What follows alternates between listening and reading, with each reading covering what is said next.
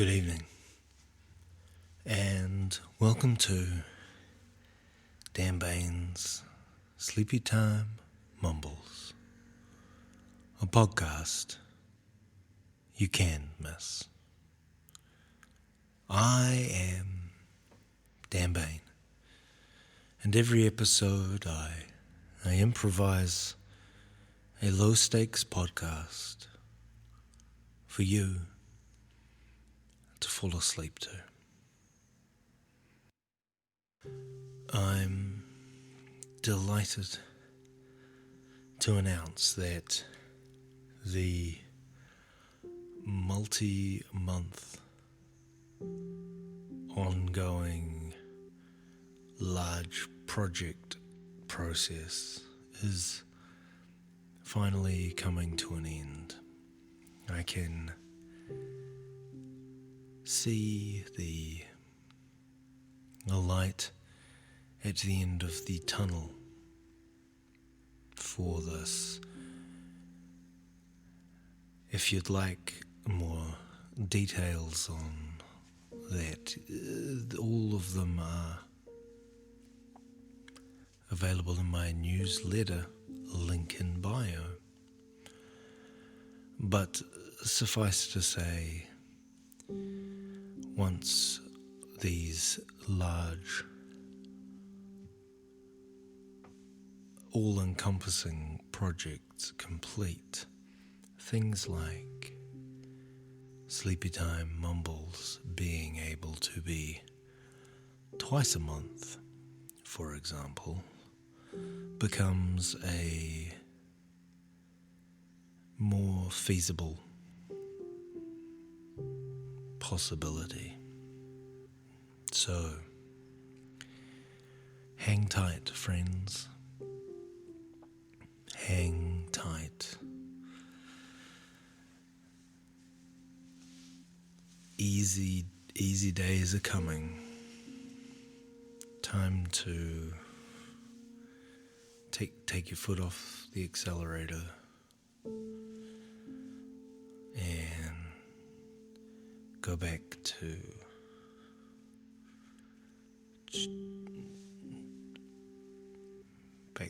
normal.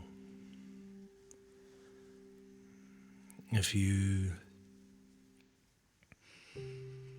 demand a more in-depth view as to when exactly that might happen, as mentioned, you can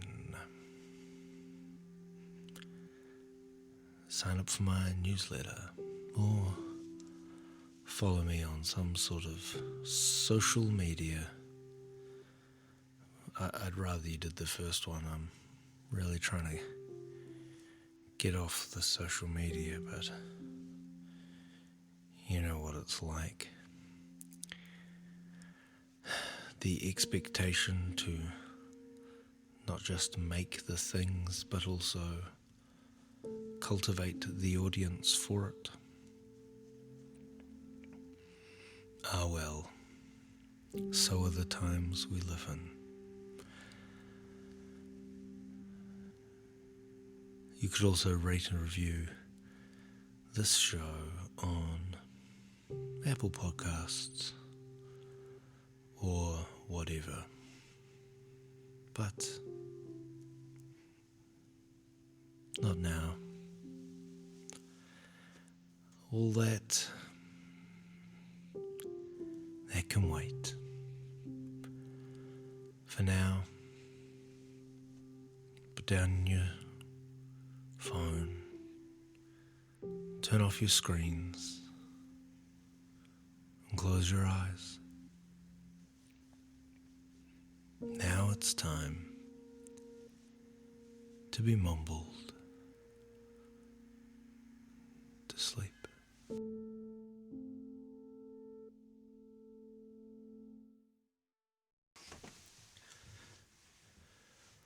Season 5, Episode 3.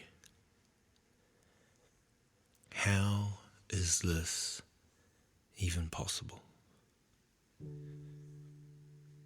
How is this even possible? Every time I begin a new episode of the show, I say,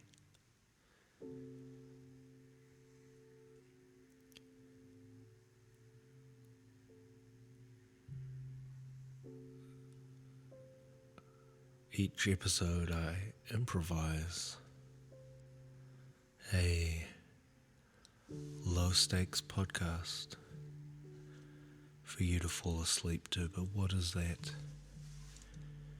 What does that mean? And again, how is that even possible? This evening, I will attempt to reveal the man behind the curtain,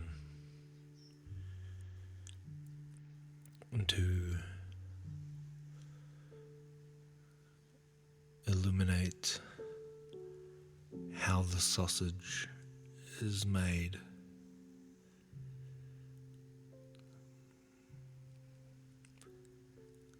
Maybe that will be useful for me, and maybe it will be restful for you. The pedantic will, of course, say, well, you do say improvise a low stakes podcast, but some episodes have not been improvised. Some of them have just been reading. For example, I remember the one you did where you read the instruction manual for the camera flash.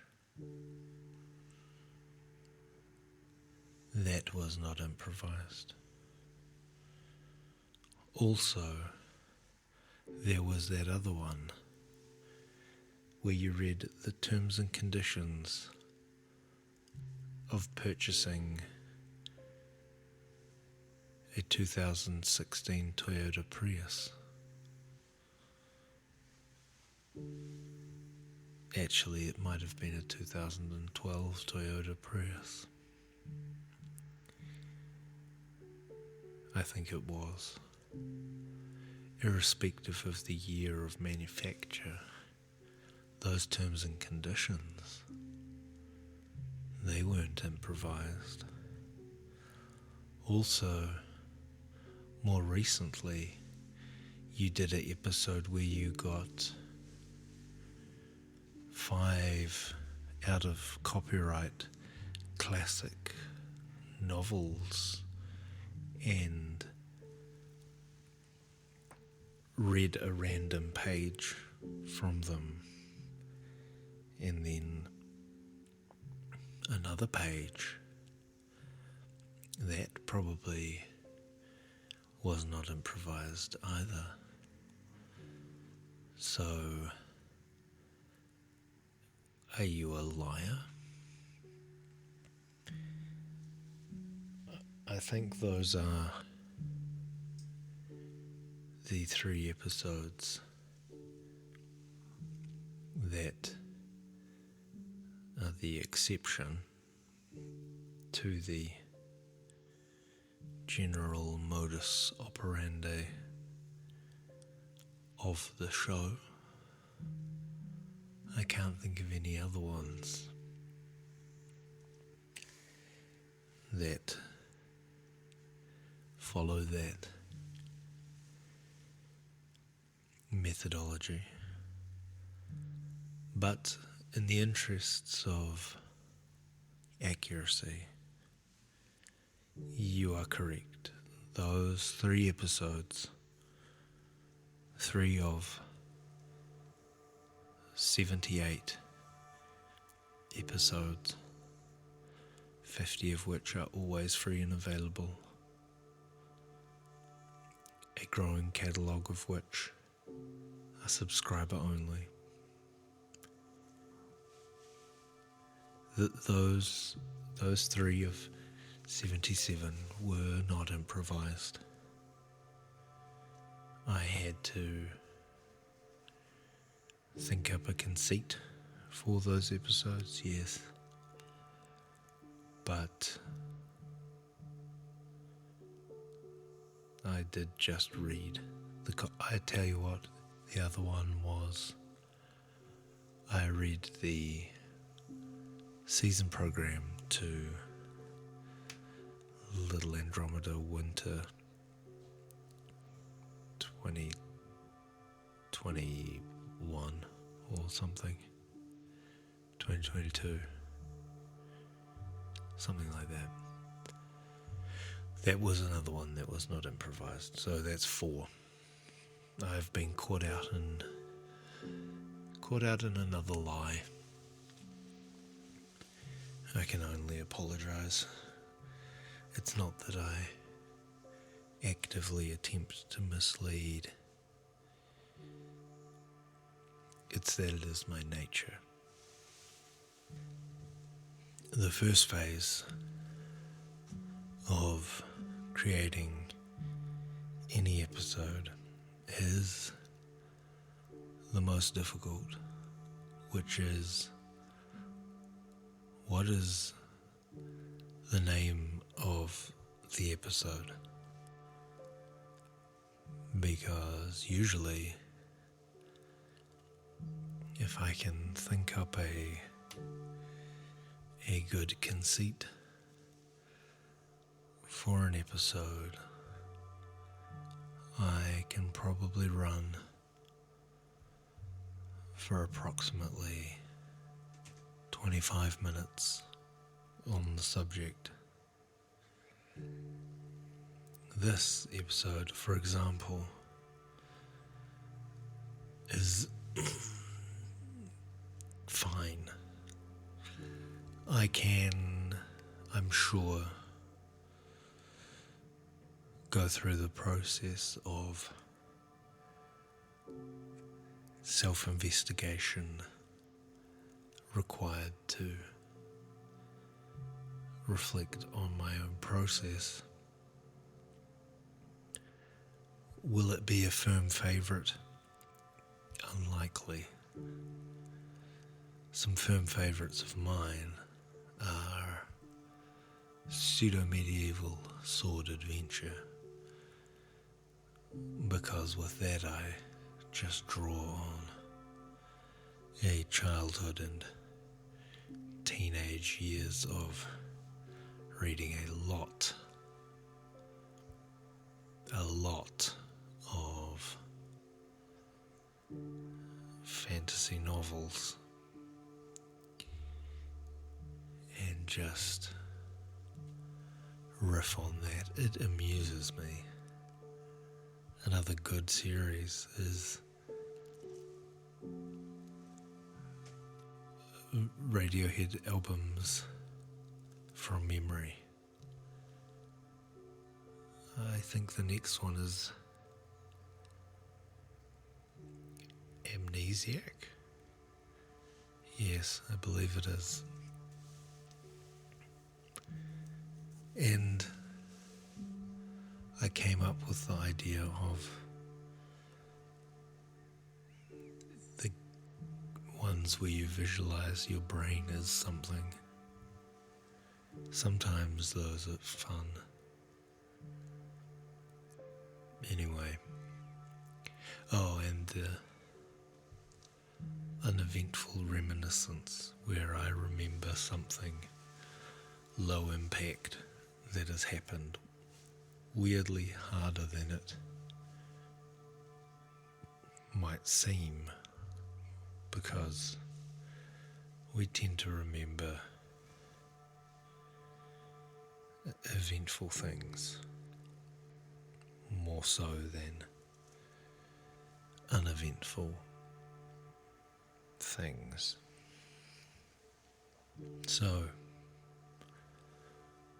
the title or the conceit for the episode is definitely the key element of the creative process. Now, I have had the misfortune to work as a professional improviser,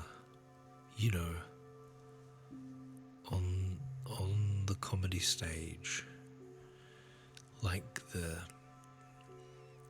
Whose Line Is It Anyway, or the theatre sports. I've had the misfortune to do that for a large part of my living since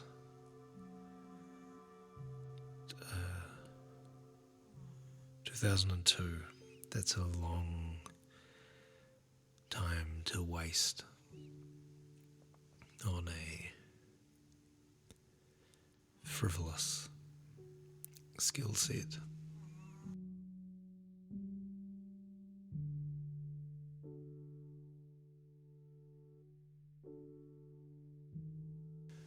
So is that the solution? Is that the great answer? There is no technique or mechanism or recipe to be had. It is just sheer experience and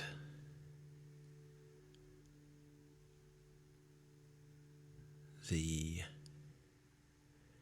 product of the interminable 10,000 hours technique. Is that all that it is? In many ways, yes. Of course, some episodes come easier than others. Some just flow from the top of the dome to the tip of the tongue to the ribbon of the microphone to the internet, to your ears. But other ones, I quickly find that what seemed like a fruitful idea or topic is an exercise in tooth pulling. And it is in these ones, perhaps, where technique is required. That is the mark of differentiation between the amateur and the professional, is it not? The amateur waits for inspiration, and when is inspired, can create effortlessly. When they are not inspired, however, it is too hard, so they desist. The professional is not afforded the luxury of waiting for inspiration. and must create on demand, irrespective of their feelings, irrespective of are they in the mood, are they in a flow state, have they had a couple of drinks and a nice meal, and are they feeling comfortable?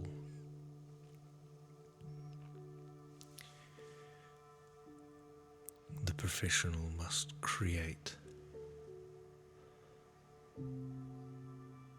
on demand and lacking in inspiration, and it is in these moments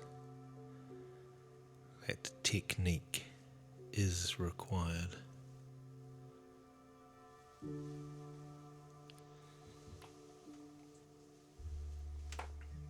What are my techniques? 1. When in doubt, start saying words,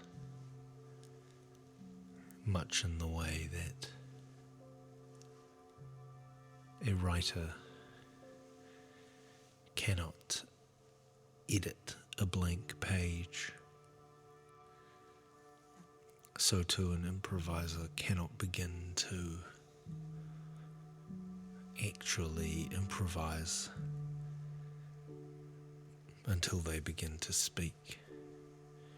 Being stuck in your head thinking is writing, just not good writing, because it's not written down, it's just thoughts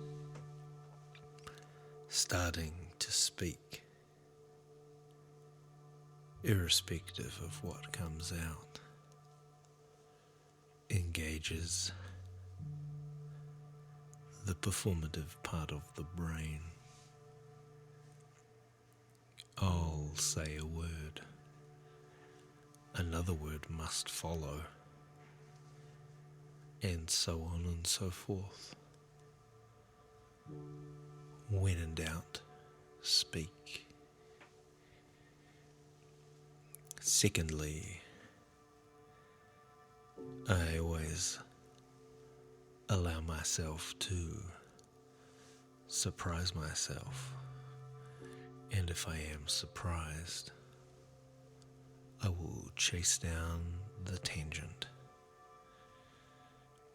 Say I'm talking about snakes, a subject I know very little about, and then I say something about a snake wearing a hat. Let's not just let that pass by. Let's talk about snakes wearing hats. Let's talk about cobras and caps. Let's talk about fanged reptiles and fedoras. Let's talk about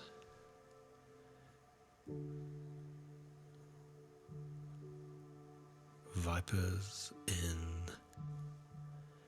very nice hats. Yeah, for example. I didn't say it would be a good example, I'm just saying it's an example. The examples can't all be good. I have to put some bad ones in, so you'll know I'm making it up. Chase tangents. That's the other one. What else? Rule number 3. This is an easy one for Sleepy Time Mumbles, and it's it can be boring. That is a less useful forever technique in the live performance context, where it can be boring for a bit, and it's probably quite useful if it's boring for a bit, because you can use that time to build useful things like narrative platforms or character relationships or status dynamics, etc. And they will be the platform that allows you to springboard into the backflip and tumble turns of comedic improvisational excellence. And in Sleepy Time Mumbles, I don't even need that second part. It's all set up, no payoff. All platform, no twist. Ooh, ooh yeah.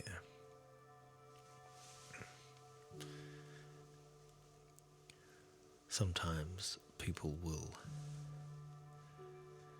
leave a review saying, "This show is too funny."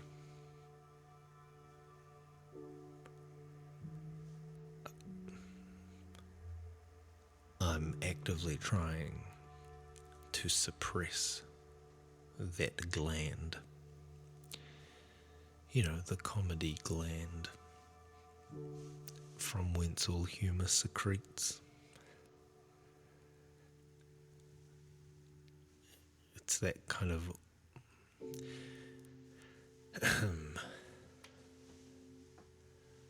my apologies. Another type of show I just remembered that I sometimes do is the interview one, where I do my own voice and then I do another voice also, and I have an imaginary conversation with myself. Oh, what's that like? It's a pretty good technique, but I have to be careful with it, because sometimes when I like to do a funny voice, it is too funny or too voice, and part of the charm of the show is not just that the content is listenable enough, but not listenable to care about.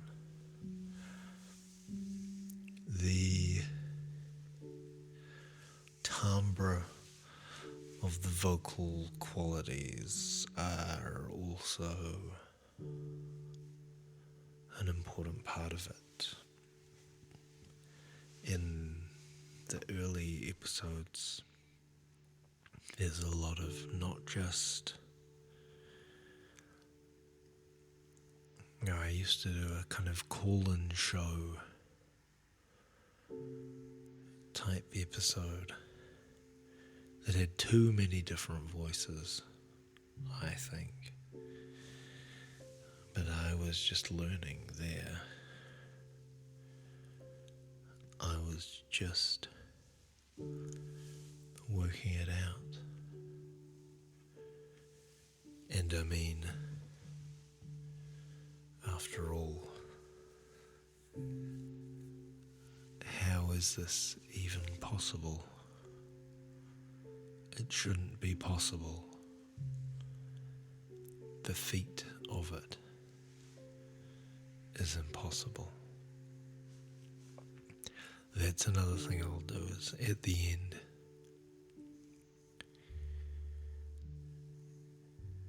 kind of bring it back to the beginning,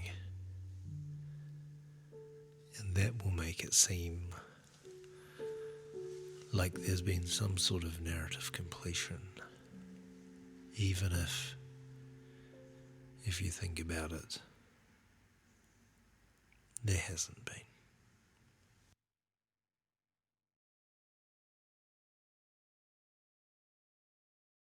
That was Season 5, Episode 2 of Sleepy Time Mumbles. How is this even possible? Sleepy Time Mumbles is produced by Noosed Octopus and is created and presented by me, Dan Bain. You can follow the show wherever you follow a show. If you follow a show on a podcast platform, it's on, I reckon it's on all of those. Or Facebook or Instagram. I've pretty much given up on the rest of them. And I'd also love to give up on Facebook. So, I don't know. Subscribe to my newsletter. Until next time. Good night. Sleep tight.